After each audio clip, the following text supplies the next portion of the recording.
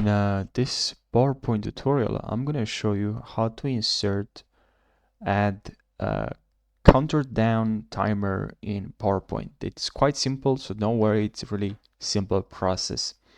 Even if it's not a simple process, you want to learn this, so you have to discipline yourself to watch this video so you can learn. But don't worry, actually it's quite simple. But even like if it wasn't simple, the point that I'm making, you should have just stop watching some because it's hard to learn. But anyways, got sidetracked, sorry. So click on ads in, and here you have get ads in, and here search for count down, down. And I usually use this one because it's really simple. Now I also use this one, but now it's more, there's really more animations, more options, but you also have to purchase for different options. But yeah, this one is just good. Continue, add, continue. And now we just have to load to for this countdown to load here. And now you can here enter the how many minutes. Usually I go for 1.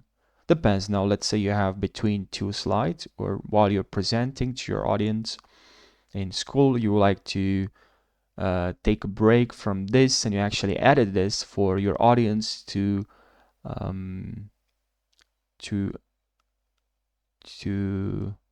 take a break from this, if that makes sense. But now you can enter minutes. You know, people just slow down, they'll just take a break, they'll do other things.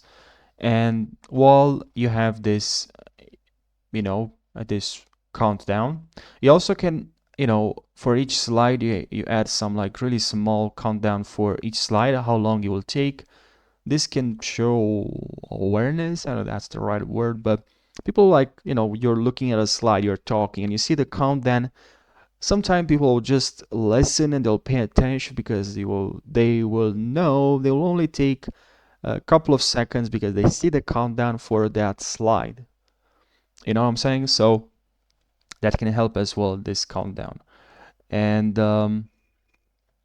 now this is pretty helpful and can really save you some time. You can also click again and add another one for each slide.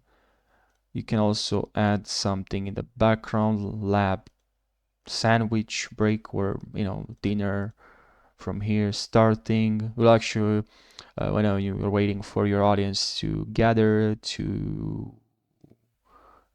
yeah, you can add this slide starting in maybe 5 minutes, like this. So this can be very helpful, and I really hope you found this tutorial helpful. Make sure you subscribe for more tutorials, and I'll see you in the next video. Take care.